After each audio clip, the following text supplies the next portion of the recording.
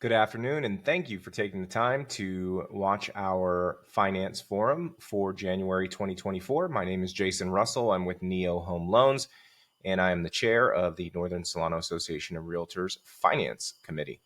So I'd like to take some time today to kind of walk through some predictions and prognostications, if you will, as it relates to 2024, both for the housing market as well as the interest rate market.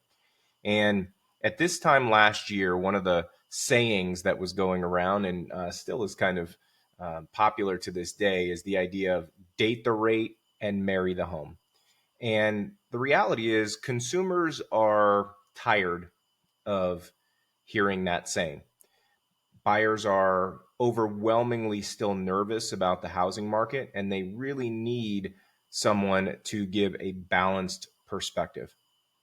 When we had Tim Jones in at the marketing meeting a couple of weeks ago, he really talked about what the future of real estate is going to look like and how important that it's going to be to bring value to clients, especially if you're a buyer's agent. And so I want to walk you through some of the psychology that a buyer has in 2024 and how to address some of the concerns. And we want to look at this unemotionally, right? We want to talk through some of the things that buyers hear, three things that buyers hear that they may be bearish on the housing market, why they think things are going to crash, and then three things that might be there to show that the housing market's doing pretty well and should do well going forward, and just kind of unpack those and see where the chips fall as it relates to the future of the market. So with that being said, this is an example of an article that a home buyer would see from Redfin, right? It says Redfin predicts 2024 will be the year that home buyers catch a break, with home prices falling and new listings rising. Well, this sounds to me like a housing crash, right?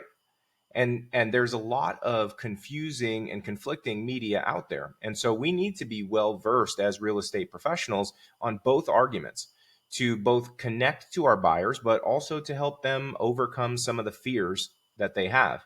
And if you doubt me that there are fears, why don't we take a look at Fannie Mae's National Housing Survey? This survey is filled out by thousands of active home buyers, right? So people who are in the market right now. And what you'll see here is that mortgage rate optimism increased dramatically this month, that being in December, with a survey high share of consumers anticipating mortgage rate declines over the next year. That's good. We're getting the message out that we do view mortgage rates as going down.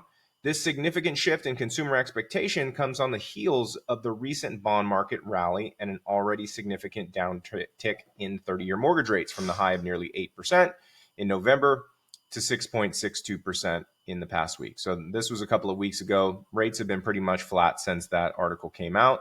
But this optimism from buyers matches our own view, and we need to give those buyers the ammunition that they need in order to feel confident enough to buy. And why? Well, if you look at this other part of the survey, it says in December, a survey high 31% of consumers indicated that they expect mortgage rates to go down, while 31% expect them to go up, and 36% expect them to remain the same. Although consumer perceptions of homebuyer conditions remain overwhelmingly pessimistic, that particular component of the home purchase sentiment index ticked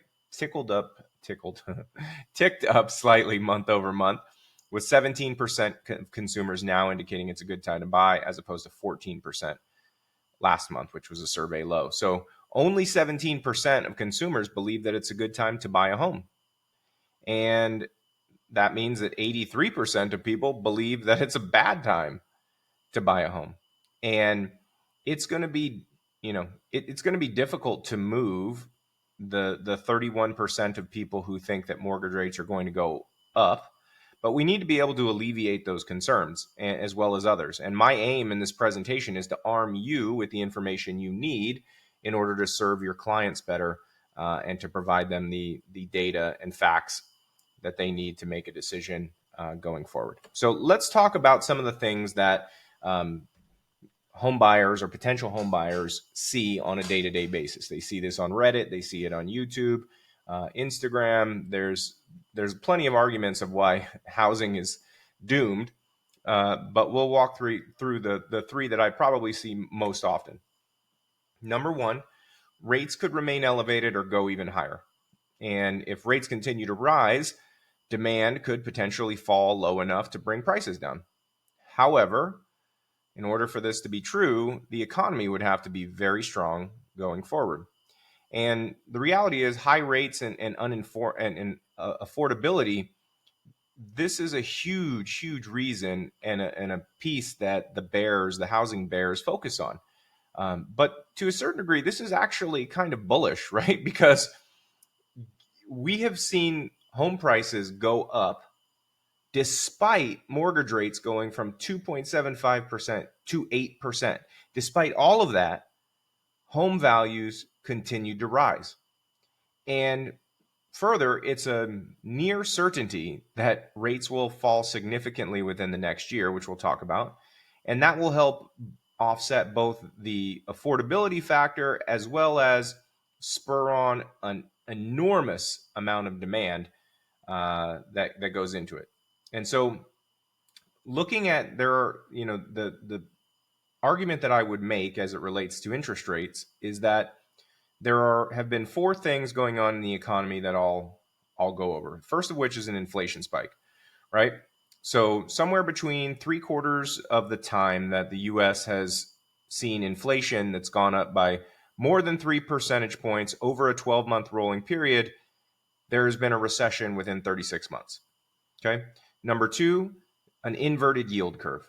To kind of give you an idea of what this means, normally when you let's say you're a consumer and you go out and you want to buy a car, if you want to finance that car, the interest rate that you get if you finance that car for 2 years is lower than the interest rate that you get if you want to finance it for 8 years, right? That's a normal operating environment where the short-term interest rates are lower than the long-term interest rates.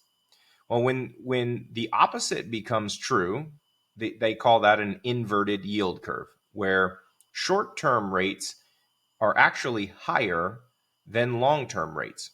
And the reason that happens is that most investors at that point believe that their money is safer in the long-term rates, which more people flooding money into long-term rates, things like bonds that are 10, 30 years, something like that, those longer term investments, when you got lots of money flooding into them, it brings the price, it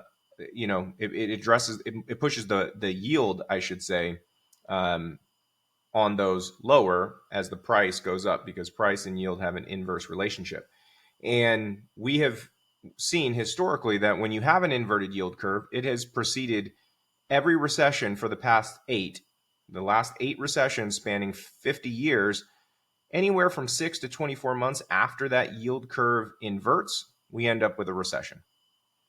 The third thing that I'll mention is just a rapid rise in interest rates, right? So when you see short-term rates that go up by 1.5% to 2.5% over a 12 to 24 month period, there has been a recession within 3 years of that happening, somewhere between 69 and 74% of the time.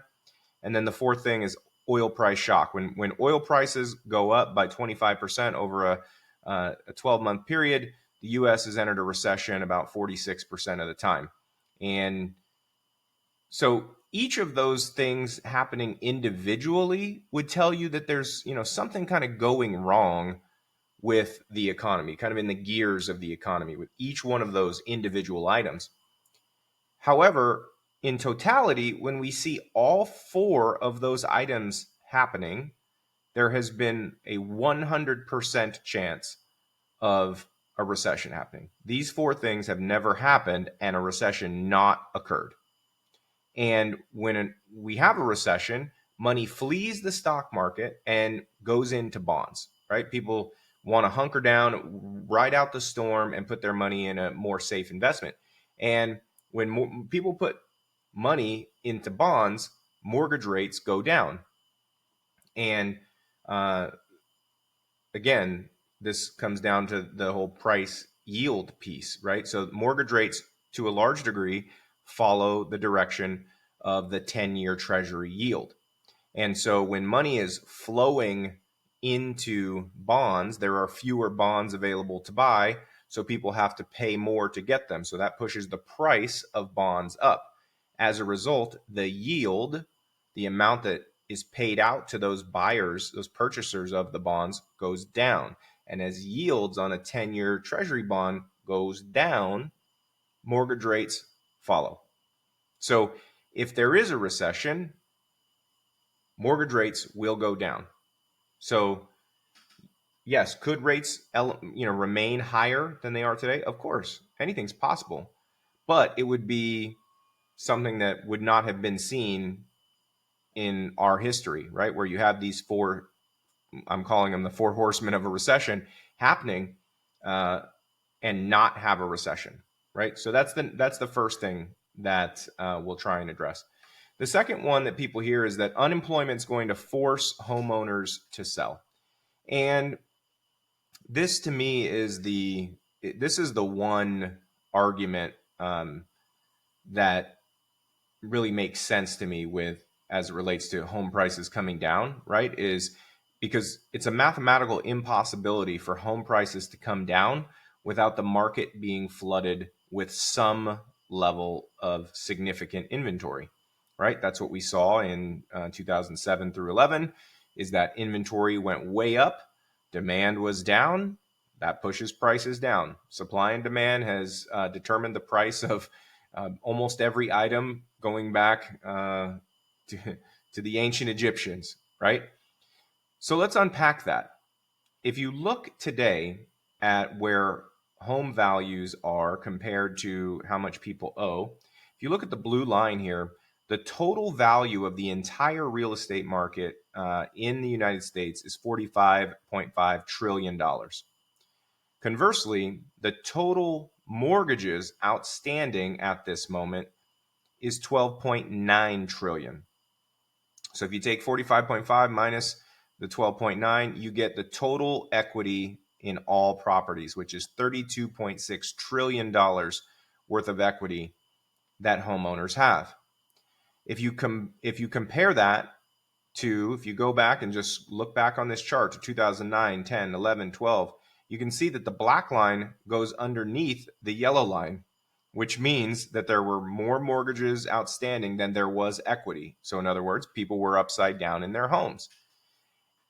So you can see now, fast forward to today, that gap between the black line and the yellow line is as big as it's ever been. And so let's say then that unemployment goes up. I agree with the bears in this scenario where a recession would cause unemployment to go up. And if that were true, then there are going to be some amount of people who have to consider cutting back on expenses, which could include their mortgage. But let's look at it, right? Like, let's just kind of think about it. If you think about 2008, 9, 10, 11, right, when this was happening to people, unemployment got north of 10% for a moment, and people were struggling to make payments.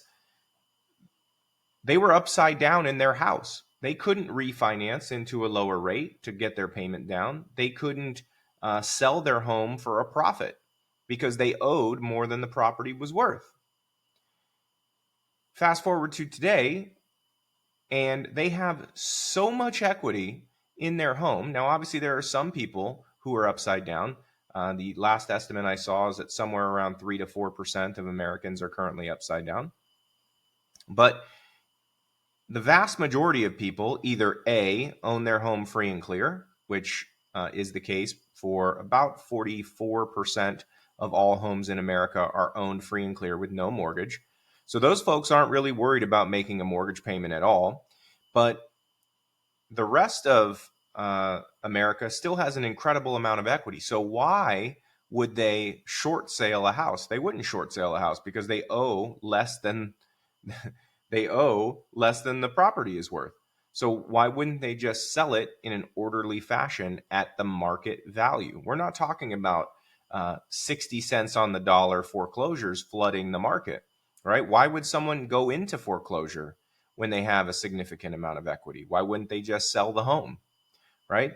So yes, I do think that the recipe for home values coming down is a massive amount of inventory flooding the market. But where does that massive amount come from, right? Because the other thing you have to factor in is that the majority of Americans who do have a mortgage rate under 4%. And if you have a mortgage rate under 4% and you bought your home COVID or before, the chances are that you could not get an apartment for the cost of your mortgage, right? And even if you lose your job, you still have to have somewhere to live, right? So if you say, well, I'm going to sell my house and move into an apartment, I urge everyone who believes this to be the case to go look at the cost of apartments and compare those to someone who had a median mortgage in America at 3% or 3.5% or 2.75 or anywhere in there. Chances are that apartment is more expensive than a lot of these mortgages. And so why then would you let your house go when you can't find replaceable shelter at an equal or lower price to pay? Instead, you would let your credit cards go, you might let your car go, you might let all kinds of things happen, but you certainly aren't going to just go live in your car, right? So while I think this argument is fine, they're vastly overstating the what they think would actually be necessary for this to occur, right? Because between the levels of equity that we have, the strong lending standards that we have endured, or probably rightfully so, for the past 15 years, and the extremely low payments that most homeowners have, we will never again in our life see anything like 2008. The math just doesn't make sense. The third argument that I hear all the time is that Wall Street is going to begin to sell these significant amounts of homes, institutional investors, right? This guy's Don Mullen. He is the founder of Pretium Partners. He was one of the first guys to kind of get into buying significant amounts of single family properties. He's an old Goldman Sachs guy. And he's looking at it that, this is his quote, residential real estate is a much more attractive investment opportunity than it was in 2008. And you ask yourself, well, how can you think that, right? Well, let's look at this, right? So if you look at, we'll talk about Pretium Partners specifically, but if you go and look at BlackRock or anybody else that is in the institutional investor space buying large swaths of property, the way that they finance that is they took out debt at very low rates for very long periods of time, right? So they specifically for Don Mullen, but this you could apply this almost to all of them. When he was out buying all the properties that were being sold for pennies on the dollar by banks back in 2008, 9, 10, 11, let's look at historical median rent. The median rent in America at that time was $810. Fast forward to today, it's $1,191. Let's call that $1,200. And you can see that rent has increased by 50% since the time he bought those properties. Now, if I have low fixed rate debt and rents have almost doubled in the past 5 years specifically, but even going back to 2011, why would I sell? Why would Wall Street sell? If the numbers were profitable for me when rent was at $810, why then would I want to sell them when I'm now getting $1,200? If the numbers worked at $800, they certainly work at $1,200, right, per month in rent.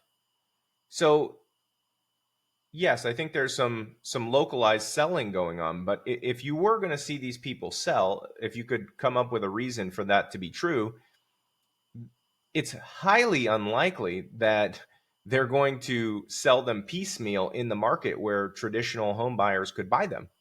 They're much more likely to sell them in bulk to another Wall Street firm, and the inventory would never hit the market at all, right?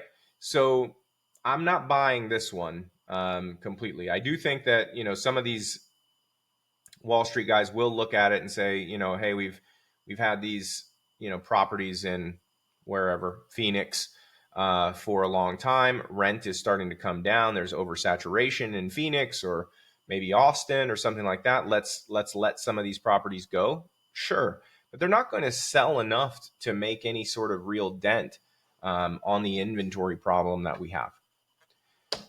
Let's now talk about 3 reasons that you would want to be bullish on housing, because those 3 things we talked about, that's the risk that many people are thinking about when they're thinking about possibly buying. And the reality is we have to be honest with people. Yes, risk exists in buying a home. I'm not here to tell you that home prices cannot go down.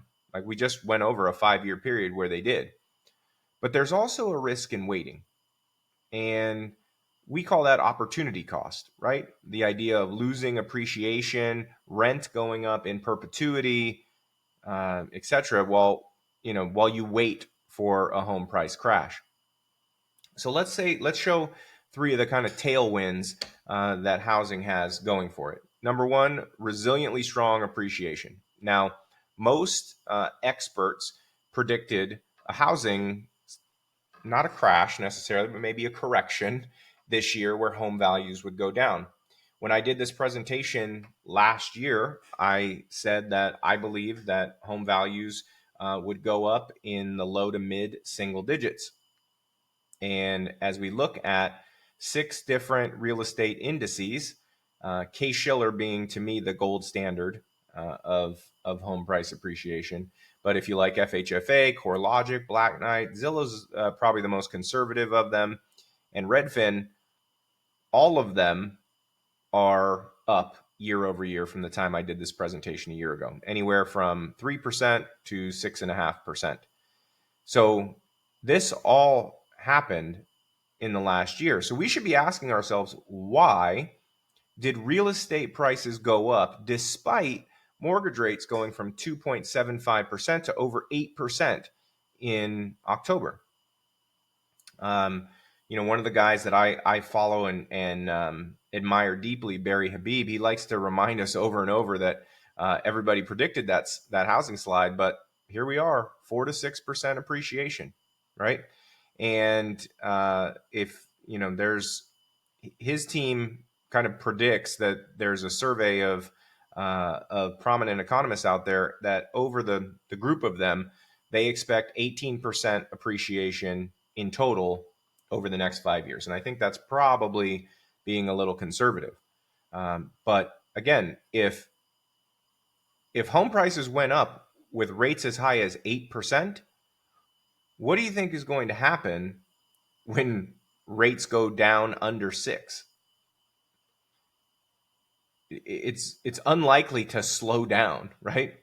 And why is that? Again, we touch on inventory. All of this relates around inventory. So the second reason that I think home prices will continue to rise is in relates to housing shortages, right? And this is probably the biggest reason why I personally remain a bull around housing. And that is, prior to 2008, there were far more new homes constructed than there were households formed. So if we look at this chart, the yellow bars are single family homes being completed, right? So these are overall properties being built, whereas the blue line are households being formed. If you're not sure what a household formation is, if you have kids and one of your kids turns 18 and moves out on their own, they have created their own household. They have formed their own household. So that is the idea of a household formation, right? It's just kind of a view of demographics. So if we look at those charts, you can see that during 2004, 5, 6, 7, 8, 2009, 2010, In every single one of those years, we built more homes than we had households being formed. And just a fun little trivia fact, as you can see, you might be asking yourself, like, wow, we were up here on household formations, and then boom, it fell off a cliff. What happened? Well, fun trivia, the average age of a first-time home buyer is 33 years old. And if you take 2006 and subtract 33 years, you get to 1973. What happened in 1973?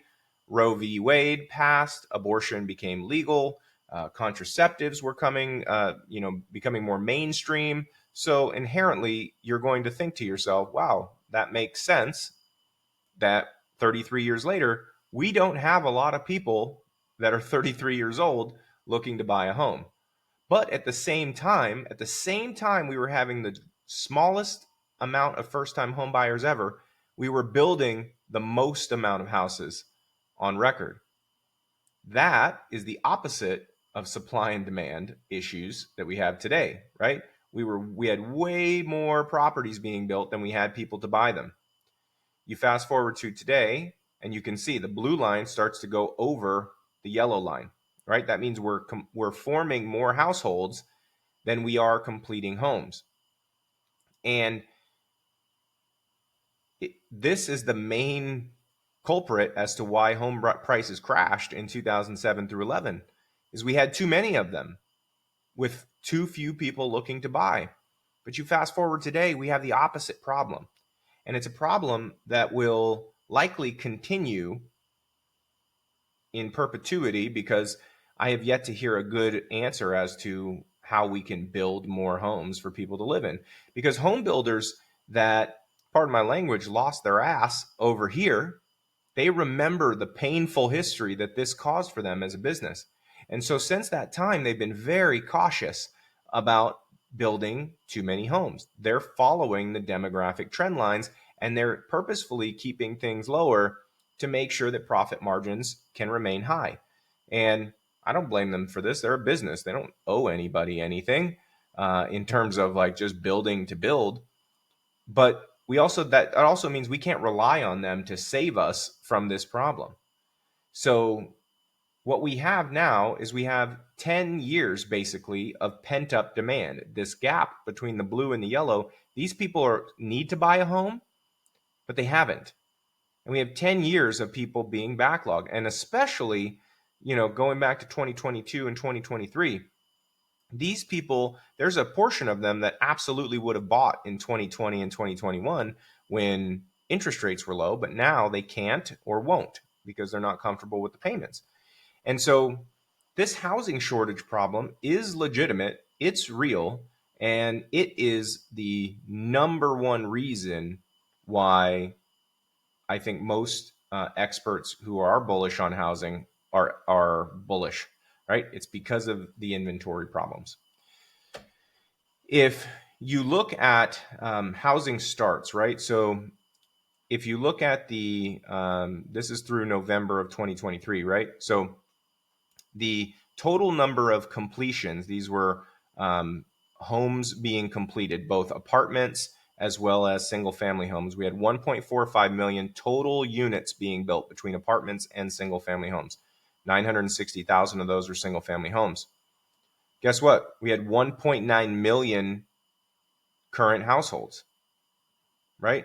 So despite having a pretty decent amount of construction going on, we're still 500,000 units short. And where's the solve for this, right? The average 33-year-old continues to be at an elevated pace level for another 4 or 5 years before the demographics begin to roll over the other direction, and not even a significant amount, but you'll start to see that peak. But still, there's a backlog of people, and the builders, they're looking at they can just hold on to permits, right? So builder buys a big swath of land, and they can get permits to build new homes on them, and then nothing really matters until they start them, right? So until sticks are in the air and you start to see properties being built. If they believe, and they do a survey on this every month for builder confidence, if they believe that, hey, rates are too high, or we're not getting enough people to come through the houses that we have, they're not going to just keep building and creating a backlog for themselves. They will just sit on the land until the environment turns to a point that can be beneficial for them as a company. So again, it's a mathematical impossibility for home prices to come crashing down without massive inventory. We addressed the idea of unemployment causing an inventory spike. We're obviously talking now about the idea of home builders not going to go out of their way to build a ton of housing. Where else is it going to come from, right? And we can address any of the other popular things, the silver tsunami or the Airbnb bust or any of those things. We can talk about those ad nauseum and address those as well to show why, for the most part, there's no solve coming over the horizon anytime soon as it relates to the housing shortage. The third reason, and I kind of talked about the reverse of this when we talked about being bearish, is that falling rates are going to unleash pent-up demand. And we talked about recession, right? So if you look at this chart, the gray line is recession. The vertical line, the vertical gray line, are every recession we've had going back to before 1950. And the blue line going across the side there is the unemployment rate. And what people always say is the unemployment rate is too low for there to be a recession. Well, the reality is, if you look at the chart, recessions always start when the unemployment rate hits the bottom of a cycle. So just look at it, right? You can see the bottom. We hit the bottom of a cycle on the unemployment rate, and what happens next? Boom, the line goes up. We get a gray bar, which of course they call in. They put it in place. You don't get to call the recession until you're already in the midst of it, right? So either way, if you fast forward to today, we hit the bottom. The unemployment rate, the lowest number it's been, was at 3.4%, which is an extremely low level if you go back and you look at the rest of this chart. Well, the unemployment rate is up to 3.7% at this point. We've got another report coming out here later this week that we'll see what that updates to. But if you look at the unemployment rate, you can see, right? Like recessions always start after the unemployment rate hits bottom. Now you just don't know where the bottom is, right? So you have to say to yourself, okay, if we're not headed for a recession, then we have to somehow get under 3.4% unemployment so that there's a new bottom. But the data doesn't suggest that's likely to happen. And what happens during a recession?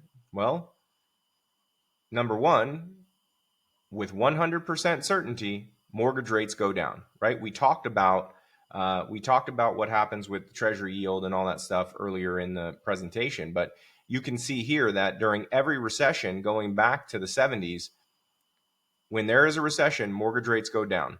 They went from 10% to under 9. They went from 16 to under 12, from 18 to 13, from 11 to under 9.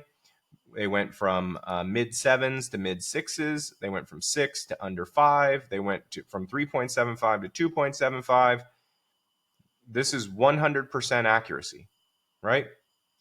So if rates fall, the most recent estimate I saw was that for every 1% that mortgage rates go down, another 5 million Americans qualify to purchase a home.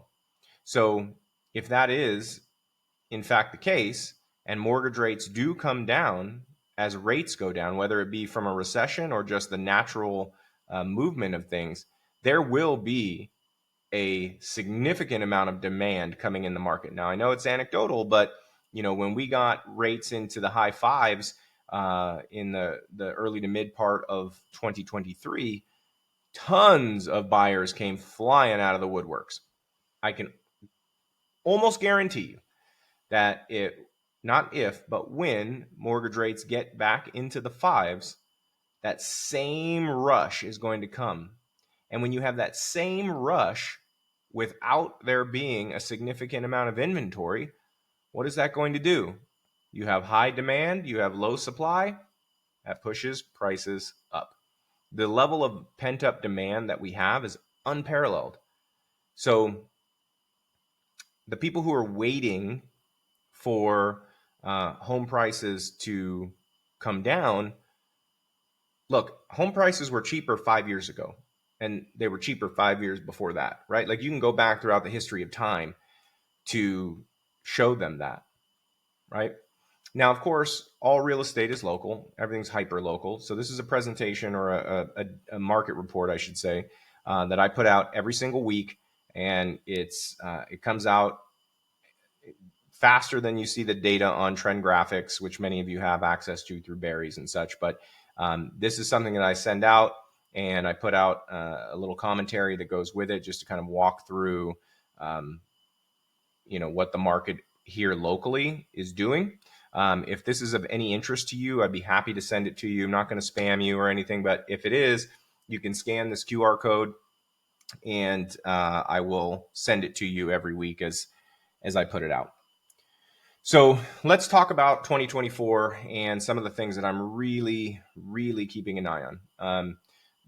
The first of which is, in my view, home affordability is going to improve for three major reasons. Number one, inflation is going to continue to trend downwards.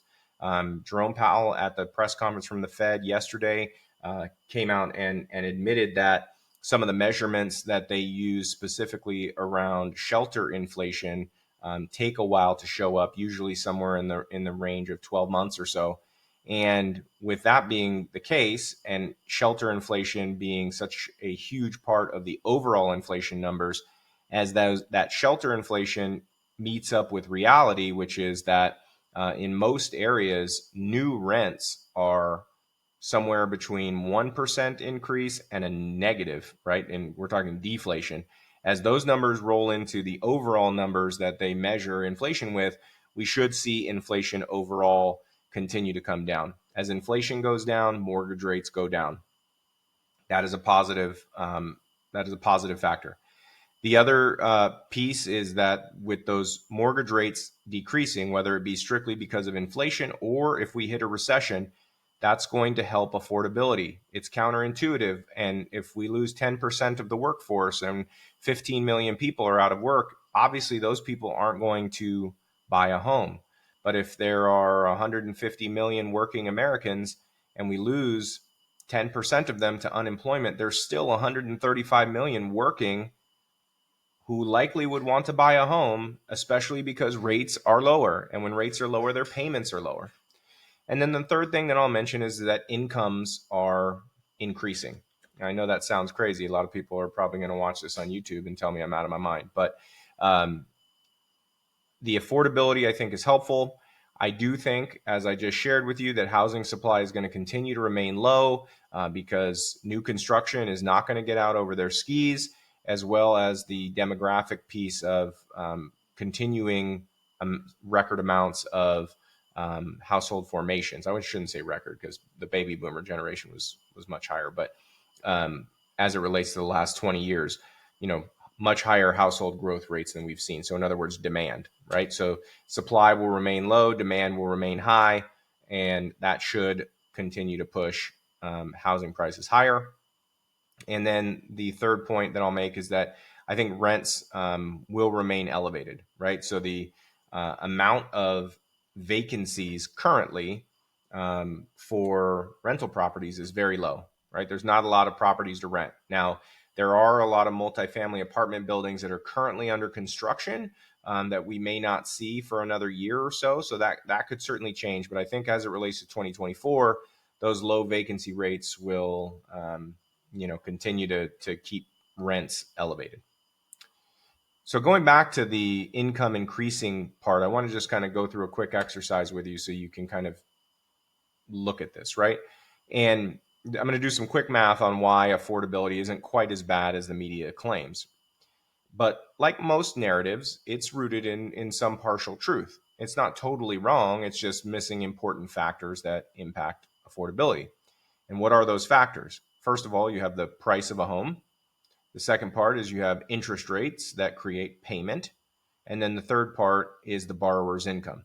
The media focuses heavily on home prices going up and mortgage rates being high, and those things are true. But it's the third leg of that stool, the income piece, that the media is missing out on. So in 2021, and I'm using 240,000 because it makes my math very easy. So in 2021, if rates were at 2.875% and the median mortgage was at 240,000, that would be $1,000 a month principal and interest payment. While at the same time, the median income at that point was $4,000 a month. So in other words, 25% of someone's income is going to their principal and interest payment of their the principal and interest portion of their payment. Sorry, easy for me to say. You look at today, though, right? Home values have continued to go up since 2021. So now that average mortgage is $280,000 and interest rates are at 6.625%. So that average median buyer went from a principal and interest payment of $1,000 a month to a principal and interest payment of $1,800 a month. That's an 80% increase, $800 over where they were. And in order for you to make up that $800 a month on your payment, you would need to see a 20% increase in your income, right? You would need to go from 4,000 to 4,800 to be able to cover the cost of that. Well, since 2021, incomes have risen 15%. So incomes have gone up significantly. Now, I know there's going to be lots of anecdotal people again going, I know somebody, they lost their job, and all those things are true. This is data from ADP. They have millions of payroll records, right? It's not my opinion. This is coming straight from ADP, that incomes have risen 15%. Now, 15% is not going to cover the 20% increase you need to make up that $800 monthly payment. And obviously, there are other things that are more expensive since 2021 as well. So we're not quite out of the affordability woods yet. But if rates go from 6.625 to 5.625 or something along those lines, all of a sudden, you don't need 800. You don't need a 20% increase, right? And if you look at this chart, which is wages, right? So the blue line is the normal trend line of the increase in wages that makes up for inflation, right? So this is a normal period of time. And you can see in 2010 through 2021, wages were not keeping up with inflation. This is a well-known piece of information that a lot of people would agree with, right? Like, yeah, yes, my pay went up since 2010, but the cost of everything else went up because of inflation, and I feel poorer now than I did in 2010 because the green line is what's actually happening on the ground. But if you fast forward to the middle of 2021, true wages have actually outperformed inflation, and people are making more than enough money to cover the cost of that inflationary effect that occurs on all the things that we buy on a day-to-day basis. So if that were to continue while at the same time interest rates come down, then all of a sudden that $800 a month difference is a lot easier to handle than you might think. So that kind of gives you an idea there on wages. So let's get to brass tacks. Let's talk about predictions for 2024. So we believe that we will see mortgage rates in the mid 5s to the high 6% period. I've learned my lesson from last year, and I'm not going to give you hey, by the end of the year we'll be at this percentage rate, because I was wrong. Full disclosure. We could talk about that as well, but I believe we'll be in a range from the mid 5s to the high 6s. And whenever we get under that 6% range, it's going to unlock a ton of move up buyers, right? People who have interest rates at 3%, they're not willing to give up their house, even though they need another bedroom or two, or they want a new school district or any of those things. They're not willing to give that up for a mortgage rate at 7%. But if you can give them a mortgage rate in the mid to high 5s, I think that is going to shake loose quite a bit of demand and move up buyers. Nationwide appreciation, anywhere from 4.5% to 5% overall home value appreciation. Solano County specifically is a little harder to predict just because the data is not as strong in terms of the sample sizes. So if I had to guess, I would say Solano County will be a little softer than that, probably somewhere in the range of 2 to 3% appreciation year over year. But I think the important part as it relates to all of us in the real estate profession, transaction volume. We will see somewhere between 15 and 20% increase in the amount of transactions being done. And I know that's super, super important for all of you, given what has been a very, very tough and humbling couple of years. So those are our predictions for 2024. I will simply leave you with this. If everything that I've told you to this point feels like this is too much, I don't know how I could, present this to a potential buyer. Let's simplify it even further. And let me help you feel absolutely 100% confident that you can advise someone that now is a good time to buy real estate. Because while over time, everything is cyclical, homeowners do exponentially better than renters. If you look at this chart from 1942 to 1962, you had 20 consecutive years without a decline in home prices, despite interest rates going from 3.75 up to 5.25 in that 20-year span. In the next 20 years, from 1963 to 1983, rates varied between 5% and 16%. And despite all of that, despite rates almost tripling, we had 20 consecutive years of home price appreciation. From 1984 to 2004, mortgage rates went from almost 14% to under 6%. And of those 20 years, 18 of them were positive. One of the years that was negative was 0.1% negative. And then finally, from 2005 to 2023, you had 5 years of a housing bubble. Despite that, housing still comes out ahead significantly, especially in the last 10 years of measurement. Real estate is the champ. In the last 82 years, 74 years home values have gone up. 74. 7 times home values have gone down, and 1 year it was flat. So while we will almost certainly at some point in the future run into a scenario where home prices go down nationally over a given year, I will tell you that with almost 100% certainty, something will happen where that is the case. We have a very, very large sample size of wins for homeowners.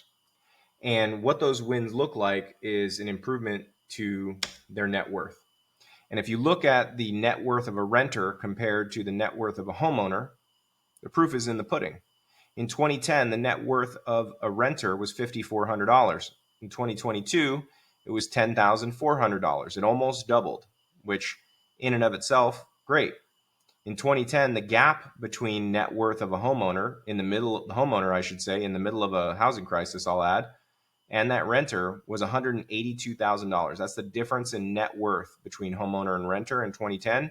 Fast forward to today, that difference is $386,000. We owe it to people to share this information because there's no really saying with confidence what is going to happen to Social Security in the next 20 years. Millennials, Gen Z, they may not be able to collect Social Security as it exists today. Pensions don't exist like they did when my parents were growing up. You can't work for the same company and expect a killer pension at the end of 20 hard years. Those things don't exist largely today as they did 50 years ago. And so it becomes a responsibility that we have as individuals to plan and prepare for what life looks like at retirement. And you can see what life looks like already between a renter and a homeowner. That gap is only going to widen. And so we owe it to people. We have a responsibility, a fiduciary responsibility to people to explain and express this and show them that data, that while yes, it's tough to buy a house right now. I get it. But look at the payoff, right? And there's so many ways that we can try and explain that. And if you're an agent, normally when you work with one of your local lenders, you tend to send those referrals to us on lead number one, right? Someone who's ready. They say they want to get pre-approved. That's when you tag in your lender partner. The problem is your clients have been programmed to think that home prices are going to crash. And so you run into a lot of lead number two and lead number three, right? People who say it's not the right time, or they're not sure, or they're not ready. Let your lender partners help you with these leads. Don't focus on just sending the people that say, yes, I'm ready to go. Let us talk to the other ones. Let us share this data with them so that they can feel as confident as I do that it's a terrific time to potentially purchase a home. If you have any questions about anything that I presented, I'm happy to share the slides, the data, go into a longer discussion with you about these. I'd be more than happy to do that. Here's all my contact information. I appreciate you taking the time to watch this presentation, and I hope you have a terrific rest of your day.